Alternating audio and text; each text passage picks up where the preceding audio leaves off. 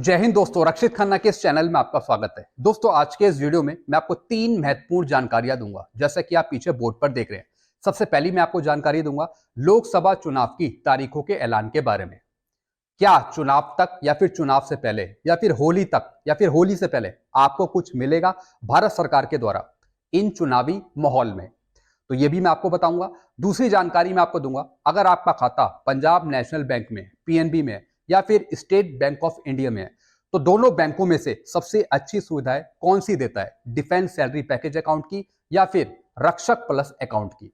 तो दोनों में से सबसे अच्छी स्कीम कौन देता है बैंक, पीएनबी या फिर एसबीआई। एक तो ये जानकारी दूंगा। तीसरी जानकारी मैं आपको दूंगा एमएससीपी के बारे में। अभी तक ऐसे कितने पेंशनर हैं जिनको एमएससीपी नहीं मिली, उसका परसेंटेज बताऊंगा। और मैंने पेंशनर को 3 कैटेगरी में डिवाइड करा है, एमएससीपी की 3 कैटेगरी, ये भी मैं आपको आगे समझाऊंगा। तो ये वीडियो बहुत ही इंपॉर्टेंट होने वाला है आपके लिए, इसलिए शुरू से लेकर आखिरी तक देखेगा। एक छोटी सी गुजारिश कर रहा हूं, वीडियो में आगे बढ़ने से पहले अगर आप पहली बार मेरा चैनल देख रहे हैं या फिर वीडियो देख रहे हैं, तो आप मेरा चैनल सब्सक्राइब कर सकते हैं, जिसका नाम है रक्षित खन्ना, क्योंकि वेलफेयर से जुड़ी नई नई जानकारी आपको मिलती रहती है इस चैनल के माध्यम से। चलते हैं दोस्तों पहली जानकारी की तरफ। लोकसभा चुनाव 2024 की तारीखें हुई फाइनल। जैसा आपको पता है, चुनाव आयोग द्वारा लोकसभा की जो तारीखें वो फाइनल हो गई है चुनाव की, और 19 अप्रैल से पहले चरण के मतदान शुरू है। साथ ही आचार संहिता भी शुरू हो गई है। जैसा आपको पता है, जैसे ही चुनाव की तारीखें तय होती हैं तो उसी के साथ साथ आचार संहिता भी लग जाती है। तो दोस्तों, काफी पेंशनर पूछ रहे हैं चुनाव से पहले हमें क्या मिलेगा भारत सरकार की तरफ से, क्या 18 महीने का डीएडीआर का एरियर मिलेगा। दोस्तों, मैं आपको पहले भी समझाया हूं कि अभी आपको 18 महीने का डीएडीआर का एरियर नहीं मिलेगा। कोई चमत्कार ही हो सकता है अगर आपको 18 महीने का डीएडीआर का एरियर मिल जाए भारत सरकार के द्वारा, वो भी चुनाव से पहले। तो अभी इस बीच भारत सरकार कोई बड़ी घोषणा नहीं करेगी, अभी भारत सरकार कोई बड़ी घोषणा नहीं करेगी, तो इसके लिए आपको थोड़ा वेट करना पड़ेगा। लेकिन चुनाव से पहले अभी भारत सरकार आपको फिलहाल कुछ नहीं देगी। अभी सिर्फ आपको मिलेगा तो वो मिलेगा डीएडीआर का एरियर, वो भी अप्रैल में, या फिर पेंशन मिलेगी। लेकिन और ज्यादा बड़ी उम्मीद आप ना रखें, ये मैं आपको पहले भी बता चुका हूं। तो दोस्तों, इसका जो रिजल्ट है वो आएगा 4 जून को। 4 जून को इसका रिजल्ट आएगा। लेकिन चुनावी माहौल को भुनाने के लिए भारत सरकार क्या आपको कुछ दे सकती है, अभी फिलहाल यहां पे मुश्किल है कि भारत सरकार कुछ मोटा खर्चा करे। अभी फिलहाल यहां पे मुश्किल है। बाकी भगवान है, चमत्कार है जो आपको कुछ दे सकता है भारत सरकार के द्वारा। चलते हैं दूसरी इंफॉर्मेशन की तरफ। एसबीआई का डिफेंस सैलरी पैकेज स्कीम बढ़िया है या फिर पीएनबी की रक्षक प्लस स्कीम अच्छी है। जैसा आपको पता है, पंजाब नेशनल बैंक भी अब रक्षक प्लस अकाउंट की फैसिलिटी देता है। हालांकि ये तो बहुत पहले से ही देता है, लेकिन अब पीएनबी ने ये मामला क्लियर कर दिया अपने नए नोटिफिकेशन पे। तो दोस्तों, एसबीआई तो देता है डिफेंस सैलरी पैकेज अकाउंट की सुविधा और पीएनबी देता है रक्षक प्लस स्कीम की फैसिलिटी। तो अगर आपका खाता एसबीआई में है या फिर पीएनबी में, तो दोनों में से कौन अच्छी स्कीम प्रोवाइड करता है। तो दोस्तों, एसबीआई जो देता है पेंशनर को personal accident insurance death cover, ये तो देता है 30 लाख का, और वहीं पीएनबी जो देता है वो देता है 50 लाख का। और अगर हम गर्ल चाइल्ड मैरिज की बात करें, यानी बच्ची की शादी के लिए, तो वो ग्रांट दिया जाता है एसबीआई की तरफ से 2 लाख, और वहीं पीएनबी देता है 5 लाख। तो दोस्तों, थोड़ी एसबीआई से अच्छी फैसिलिटी प्रोवाइड करता है पीएनबी, क्योंकि इन्होंने अपनी स्कीम कुछ चेंज करी है, कुछ नोटिफिकेशन निकाले हैं जिसमें सर्विंग पर्सनल को और पेंशनर को कुछ अच्छी स्कीम प्रोवाइड कर रहा है, जिसमें एयर एक्सीडेंट कवर भी है। तो दोस्तों, एसबीआई से थोड़ी अच्छी फैसिलिटी यहां पे पीएनबी दे रहा है। अगर आप एसबीआई में हैं तो कोई दिक्कत नहीं, आपका अकाउंट एसबीआई में तो कोई दिक्कत नहीं है, आप वही फैसिलिटी फिर अवेल कर सकते हैं। और आगे आने वाले टाइम में ये कुछ सुविधाएं चेंज हो सकती हैं, थोड़ा बहुत अमाउंट डिफर कर सकता है, आगे पीछे हो सकता है। तो अगर आपका खाता इन बैंकों में है तो कोई आपको चेंज कराने की जरूरत नहीं है, बस आपको फैसिलिटी मिलनी चाहिए, भले ही आपका कोई सा भी बैंक हो। कम से कम ये बैंक आपको कुछ सुविधाएं तो दे रहे हैं, कुछ इंश्योरेंस तो दे रहे हैं, तो ये अच्छी बात है। बाकी आपको चेंज करने की जरूरत नहीं है, बस सुविधाएं आपको मिलनी चाहिए। चलते हैं अगली इंफॉर्मेशन की तरफ। एमएसपी में पेंशनर की 3 कैटेगरी। जी हां दोस्तों, मैंने एमएसपी को 3 कैटेगरी में डिवाइड करा है। अब इसमें से कुछ ऐसे पेंशनर हैं जिनको एमएससीपी मिल रही है और कुछ ऐसे पेंशनर हैं जिनको एमएससीपी नहीं मिल रही है। अब दोस्तों समझते हैं, जो पेंशनर्स 1 सितंबर 2008 के बाद आए, उनमें से 65 से 70% पेंशनर को एमएससीपी मिल रहा है। जी हां दोस्तों, जो 1 सितंबर 2008 के बाद आए हैं।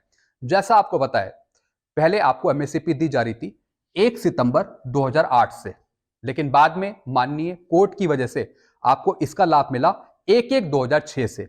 लेकिन दोस्तों, जो ये पीरियड है 1 सितंबर 2008 के बाद का, उसमें से काफी पेंशनर को एमएससीपी मिली है, जिसका परसेंटेज है 65 से 70%।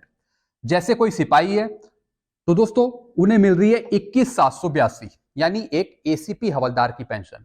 अगर कोई नायक है तो उनको भी मिल रही है 21,782, यानी नायक एसीपी 1, उनको भी मिल रही है एसीपी हवलदार की पेंशन, जिनकी क्वालिफाइंग सर्विस 16 साल से ऊपर है। फिर दोस्तों, अगर कोई सिपाही है, नायक है, अगर इनकी क्वालिफाइंग सर्विस 24 साल से ऊपर है, तो फिर इनको मिल रही है पेंशन एमएससीपी नायब सूबेदार की। कितनी? 24,825। यानी अगर कोई सिपाही है, नायक है, हवलदार है, अगर इनकी क्वालिफाइंग सर्विस 24 साल से ऊपर है, यानी ये सिपाही से भर्ती हुए हैं और धीरे धीरे आगे बढ़ते हुए इनकी क्वालिफाइंग सर्विस 24 से ऊपर जा रही है, तो ये भी पेंशन पा रहे हैं एमएससीपी नायब सूबेदार की। कितनी? 24,825। फिर दोस्तों अगला पॉइंट, अब इनमें से बचे कितने हैं? 25 से 30% ऐसे बचे हैं जिनको एमएससीपी नहीं दी जा रही किसी कारणवश, जैसे कैडर अनविलिंग या फिर प्रमोशन अनविलिंग, या फिर जिनका पार्ट 2 ऑर्डर हुआ ही नहीं है। अब दोस्तों, इसमें से ऐसे कई पेंशनर हैं जो घर आ जाते हैं, पेंशन आ जाते हैं, लेकिन वो अपना पार्ट 2 ऑर्डर नहीं करवाते और ना ही रिकॉर्ड करता है। फिर क्या होता है? इनको एमएससीपी नहीं मिल पाती, यानी ये एमएससीपी लेने के लिए एलिजिबल होते हैं, लेकिन पार्ट 2 ऑर्डर नहीं बनने की वजह से इनको एमएससीपी नहीं मिलता। फिर दोस्तों, इसमें से कुछ ऐसे केस हैं जिनका कैडर अनविलिंग है या फिर प्रमोशन अनविलिंग है। दोस्तों, कुछ जजमेंट है जिसकी वजह से आपको फिर एमएससीपी दी जाती है, भले ही आपने कैडर अनविलिंग किया हो या फिर प्रमोशन अनविलिंग किया हो।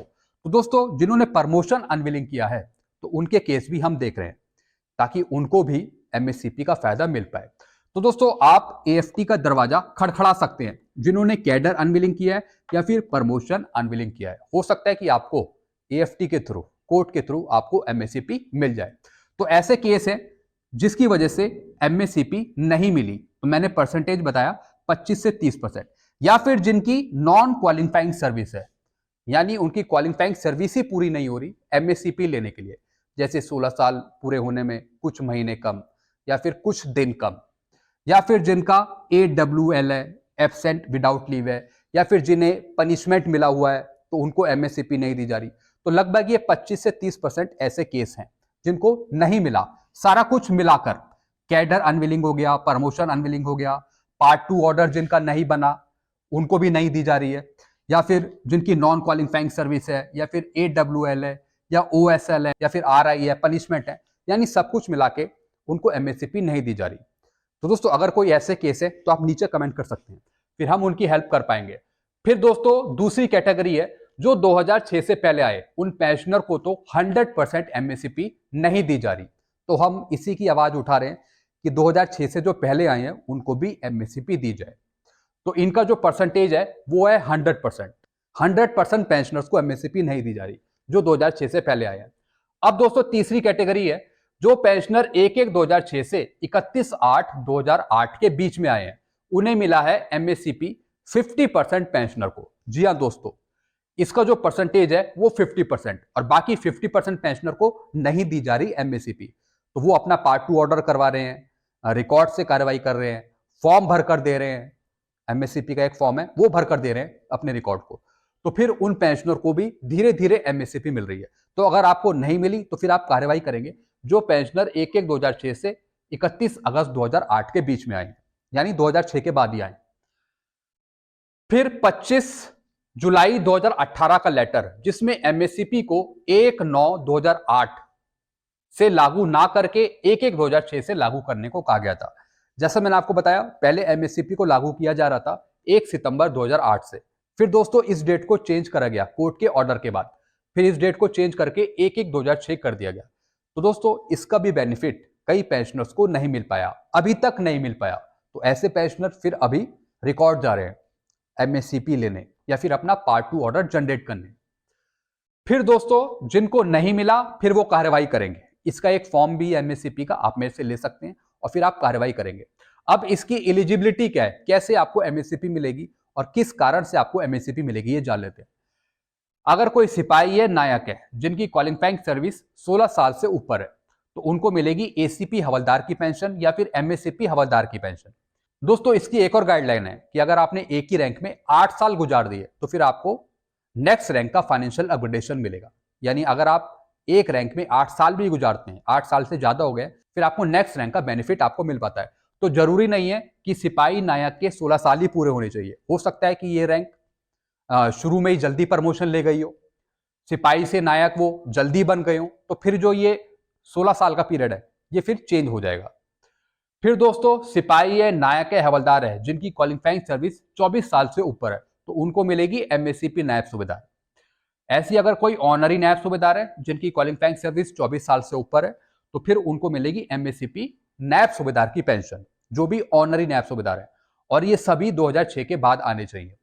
तो दोस्तों ये तो रूल्स में लिखा हुआ है, पेपर में लिख रखा है रूल्स के अकॉर्डिंग 8, 16, 24, लेकिन इसमें आपकी डेट ऑफ प्रमोशन देखी जाती है। अगर प्रमोशन आपका जल्दी हो गया तो फिर एमएससीपी भी आपको इन सालों से पहले मिल जाएगी। तो डेट ऑफ प्रमोशन भी काफी इंपॉर्टेंट है एमएससीपी देने के लिए। तो दोस्तों ये कुछ जानकारियां थी जो मैंने आपको दी। आई होप सारी जानकारी आप अच्छे से समझी होंगी।